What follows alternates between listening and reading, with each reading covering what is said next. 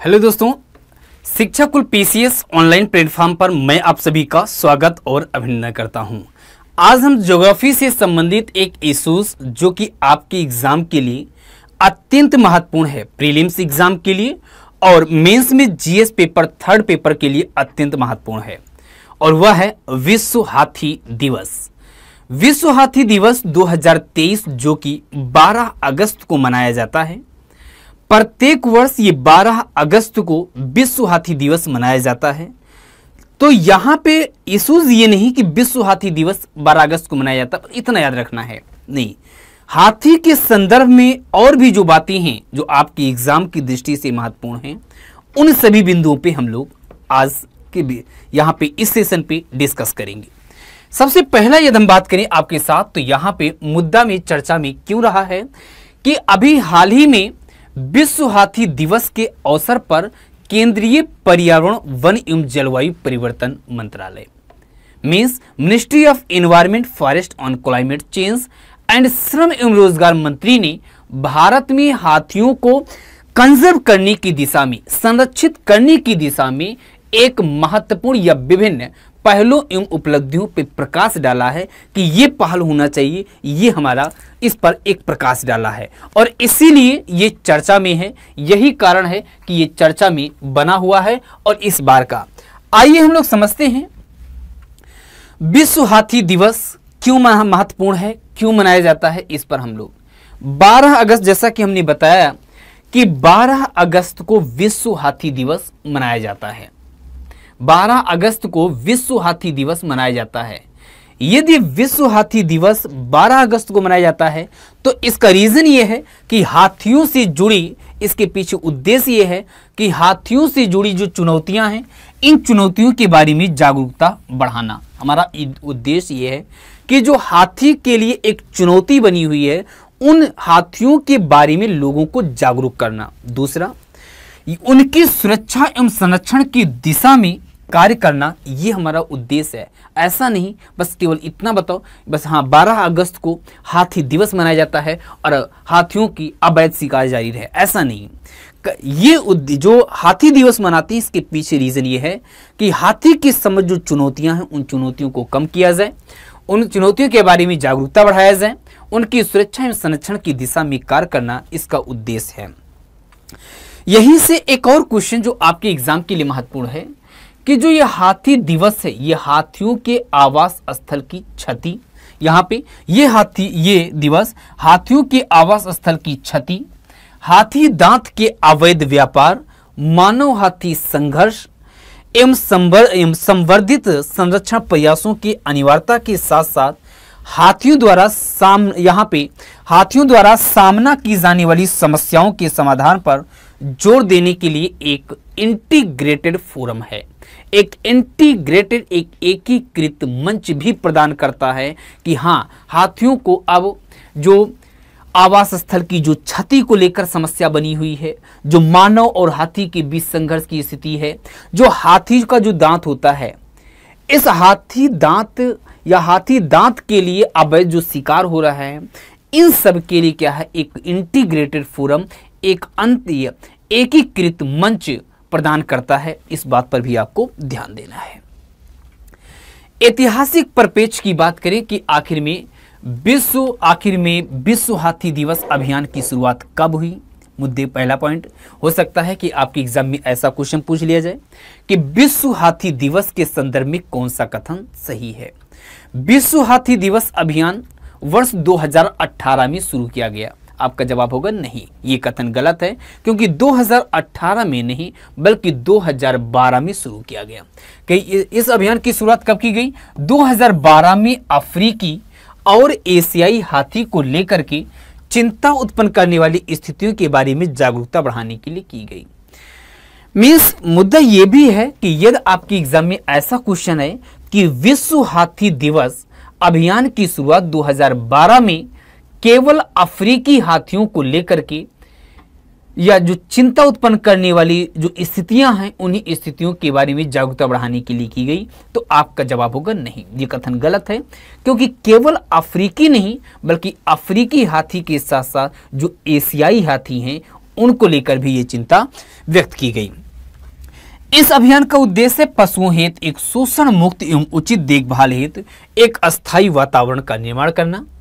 विश्व हाथी दिवस की परिकल्पना एलिफेंट रीइंट्रोडक्शंस फाउंडेशन और फिल्म निर्माता यहाँ पे पेट्रिसिया सिम्स और माइकल क्लार्क द्वारा की गई थी तथा आधिकारिक तौर पे 2012 में इसकी शुरुआत की गई। ये बातें भी आपको ध्यान देना है। यहाँ पे पेट्रिसिया सिम्स ने वर्ष 2012 में, यहाँ पे देख सकते हैं 2012 में 2012 में वर्ल्ड एलिफेंट सोसाइटी नामक एक संगठन की स्थापना की।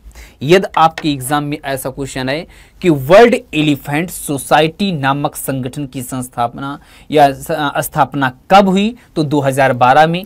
किसने की? तो पेट्रिसिया सिम्स ने इसकी स्थापना करती है। ये संगठन हाथियों के सामने आने वाली जो खतरे हैं, विश्व स्तर पर उनकी जो सुरक्षा की अनिवार्यता है, इसके बारे में जागरूकता पैदा करने का एक कार्य करता है। महत्वपूर्ण हाथियों से संबंधित एक प्रमुख बिंदुओं पे बात करें। ये देख सकते हैं अपना हाथी है, आपने एक मूवी भी देखी होगी इस पर, हाथी मेरा साथी, ठीक है। इसी में आप देख सकते हैं अगला है कि परिचय। हाथी भारत का एक प्राकृतिक विरासत पशु है। ये कैसा पशु है? एक प्राकृतिक विरासत पशु है। इस बात पर भी आपको ध्यान देना है। लेकिन एक महत्वपूर्ण बिंदु यह है कि जब हाथी के बारे में बात करते हैं तो हाथी भारत का एक प्राकृतिक विरासत पशु तो है ही है, लेकिन साथ ही साथ में इसका जो संबंध है वो कीस्टोन प्रजातियों से है। कीस्टोन प्रजातियां वे प्रजातियां जो कि एक अपनी प्रभुता, जो कि अपना एक लक्षण दिखाती हैं, चाहे जितनी ही भीड़ क्यों ना हो। तो यहाँ पे वे वन एवं परिस्थितिक तंत्र के संतुलन स्वास्थ्य को बनाए रखने में महत्वपूर्ण भूमिका निभाती हैं। हाथियों की असाधारण बुद्धिमत्ता उनकी सबसे प्रमुख विशेषता है। इनका मस्तिष्क स्थल पर पाए जाने वाले किसी भी पशु के मस्तिष्क के आकार की तुलना में सबसे बड़ा होता है।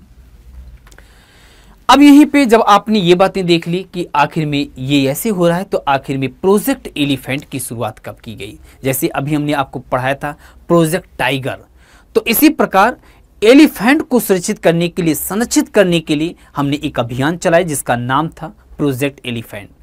प्रोजेक्ट एलिफेंट के वर्ष 2017 की गणना के अनुसार भारत में सबसे अधिक जंगली एशियाई हाथी पाए जाते हैं। मीन्स एक अफ्रीकी और दूसरा आपने देखा एशियाई। तो भारत में यहाँ पे 2017 की भारत में सबसे अधिक जंगली एशियाई हाथी पाए जाते हैं, जिनकी अनुमानित संख्या 29,964 है। एशियाई हाथी पाए जाते हैं और ये इस प्रजाति की, यहाँ प्रजाति की वैश्विक आबादी का लगभग 60% है। और इन हाथियों में बात करें तो हाथियों में भारत में सबसे अधिक हाथी कर्नाटक में पाई जाती हैं। भारत में सबसे अधिक यदि हाथी की बात की जाए कि किस राज्य में पाई जाती है, तो आपका जवाब होगा कि कर्नाटक में हाथियों की संख्या सबसे अधिक है। यदि हम इसके कंजर्वेशन कंडीशन की बात करें, स्थिति की बात करें, तो इसे international union for conservation of nature means IUCN के रेड लिस्ट में बात किया जाए तो अंतर्राष्ट्रीय इसे संकटग्रस्त प्रजातियों की रेड डाटा बुक में बात की जाए तो एशियाई हाथी और अफ्रीकी हाथी दो हैं। तो एशियाई यहाँ पे सबसे पहला हम बात करेंगे अफ्रीकी हाथी। एक बार हमने आपको बताया भी है कि अफ्रीकी जो हाथी होती है ये भी दो प्रकार के होते हैं, एक समाना हाथी और दूसरा वन हाथी। तो यहाँ पे वन हाथी और यहाँ पे दूसरा है अफ्रीकी समाना हाथी, ये दो प्रकार के होते हैं। तो अफ्रीकी जो हाथी हैं, जो अफ्रीकन एलिफेंट्स हैं, ये किस में आते हैं? तो आपका जवाब होगा कि लुप्त प्राय की कंडीशन में है। किस में है? लुप्त प्राय कंडीशन में है। दूसरा, यदि हम एशियाई हाथी की बात करें तो एशियाई हाथी ये भी क्या है? लुप्त प्राय है।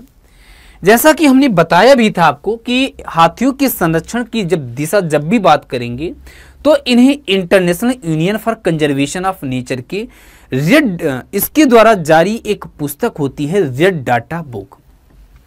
रेड डाटा बुक क्या होता है? रेड डाटा बुक जैसे आप एक बुक देखते हो पेज होते हैं, ऐसे रेड डाटा बुक में कई पेज होते हैं। बस अंतर ये है कि उसके जो पेज होते हैं रंग बिरंगे होते हैं, लाल, गुलाबी, नीला, पीला, हरा ऐसे होते हैं। तो ऐसी स्थितियों में इसे कहा गया कि तुम लुप्त प्राय की स्थिति में हो। यदि हम और बिंदु पे बात करें तो हाथी मानव संघर्ष का समाधान करना, कैसे बिंदु। यदि हम संघर्षों की बात करें तो अभी आपने देखा कि हाथियों के संरक्षण के लिए जो हाथी मानव संघर्ष है इसको कम करने के लिए हमने प्रोजेक्ट एलिफेंट लाया। तो इसी संघर्षों में, इसी जो संघर्ष है मानव हाथी जो संघर्ष है, इसी संघर्षों को कम करने के लिए 40 से अधिक हमने एलिफेंट गलियारा और 88 वन क्रॉसिंग की स्थापना की। ये आपकी एग्जाम के लिए महत्वपूर्ण हो जाता है। कितने? 40 से अधिक एलिफेंट कॉरिडोर। कॉरिडोर क्या होता है? जो उसके आवास से बाहर को जोड़ता है, दिस इज कॉरिडोर होता है। तो संघर्षों को कम करने के लिए 40 से अधिक, यहाँ पे 40 से अधिक हाथी गलियारा और 88 वन्यजीव, यहाँ पे वन्यजीव क्रॉसिंग की स्थापना की। 17,000 वर्ग किलोमीटर से अधिक के संरक्षित क्षेत्रों के आसपास बफर जोन का निर्माण करती हैं। यदि हम और बिंदु पे बात करें कि हाथी जो परियोजना है, जो एलिफेंट प्रोजेक्ट है, ये कब शुरू हुई? तो 1992 में शुरू की गई, जिसमें संपूर्ण भारत के 23 राज्य शामिल थे। इसमें जंगली हाथियों की स्थिति में सुधार हुआ। इनकी संख्या 1992 के लगभग 25,000 से बढ़कर के 2021 में 30,000 हो गई। मीन्स जो जंगली हाथी, आपने देखा कि भारत में जो सबसे अधिक हाथी पाए जाते हैं वो जंगली एशियाई हाथी पाए जाते हैं। और इसी जंगली एशियाई हाथी को कंजर्व करने के लिए, संरक्षित करने के लिए हमने एक प्रोजेक्ट चलाया जिसका नाम था प्रोजेक्ट एलिफेंट 1992।